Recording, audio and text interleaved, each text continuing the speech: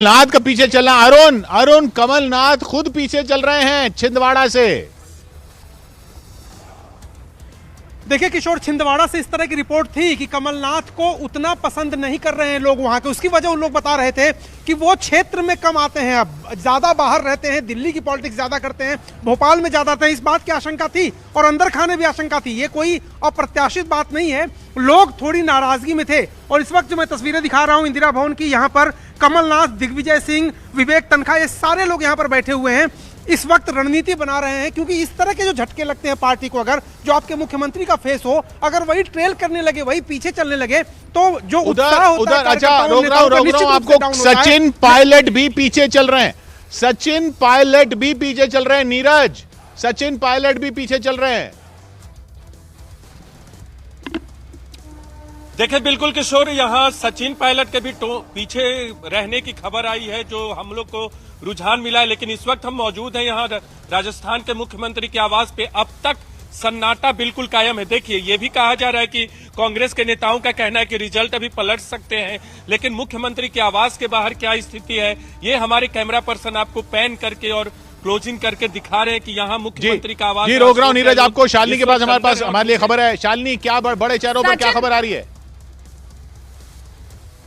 168 vote से अभी फिलहाल सचिन पायलट पीछे चल रहे हैं। ये मैं अभी आंकड़ा और बढ़ा है क्या? 4868 वोट का बताया था आपने। अभी तो ट्रेनिंग आ रहा है। हाँ, पीछे चल रहे हैं तो 4000 से ज्यादा वोटों से पीछे चल रहे हैं। इसके अलावा तेलंगाना की मैं बात आपको बताने वाली थी किशोर, क्योंकि तेलंगाना में लगातार कांग्रेस आगे चलती हुई दिखाई दे रही है, लेकिन वहां पर जो पार्टी के अध्यक्ष है, प्रदेश अध्यक्ष है, वो एक सीट से पीछे है। 2 सीट से उन्होंने चुनाव लड़ा था और शायद यही वजह रही होगी कि एक सीट पर निश्चिंत रह ही रहे होंगे। रेवंत रेड्डी कामारेड्डी सीट से पीछे चलते हुए दिखाई दे रहे हैं। कामारेड्डी सीट में वो केसीआर के सामने है। केसीआर जो मुख्यमंत्री हैं उनके सामने वहां पर है। लेकिन बड़ी खबर इस वक्त, सबसे बड़ी खबर छत्तीसगढ़ है, जहां 47 सीटों पर बीजेपी आगे है। छत्तीसगढ़ में क्या हो रहा है उसको पूरा समझने की जरूरत है। यहां पर अगर जिलावार देखें, अभी जो 89 सीटों के रुझान आ चुके हैं, 47 पर बीजेपी आगे है, 41 पर कांग्रेस आगे है।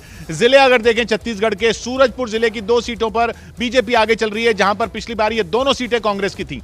कोरबा की 4 में से 2 सीटों के अभी तक रुझान आए हैं।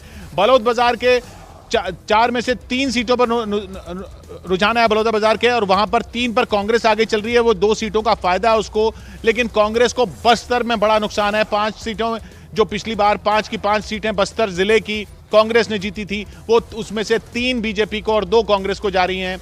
बिलासपुर में पिछली बार कांग्रेस ने 2 सीटें जीती थी, वो अब 1 पे रह रही है। बेमेतरा में कांग्रेस के पास 3 सीटें थी, अब वो 2 हो गई हैं। इसी तरीके से दंतेवाड़ा और दमतरी में तो बीजेपी की जो सीटें थी वो वही बनी हुई हैं, लेकिन बाकी सारे जिलों में कांग्रेस को नुकसान होता हुआ। दुर्ग में जो पिछली बार 4-1 कांग्रेस के पक्ष में था, वो अभी भी चल रहा है। 5 सीटों के रुझान आए हैं। गरियाबंद में 2 सीटों के रुझान आए हैं। दोनों ही सीटों पर वही है जो पिछली बार था। लेकिन जशपुर में +1 हो रहा है बीजेपी के लिए, कांग्रेस के लिए -1 हो रहा है। जशपुर का अभी एक ही रुझान आया है और वो पिछली बार कांग्रेस की सीट थी, इस बार वो बीजेपी को जा रही है। कबीरधाम जिले में 1 सीट जो कांग्रेस की थी वही बनी हुई है, लेकिन कांकेर में जो 3 सीटें थी कांग्रेस की, उनमें से अब सिर्फ 1 पर ही कांग्रेस आगे है, 2 पर बीजेपी आगे है। और इस वक्त 89 सीटें छत्तीसगढ़ की जो, उनमें 47 पर बीजेपी आगे, 41 पर कांग्रेस आगे। बहुत बड़ा उलटफेर हो जाएगा ये अगर बीजेपी छत्तीसगढ़ जीतती है तो।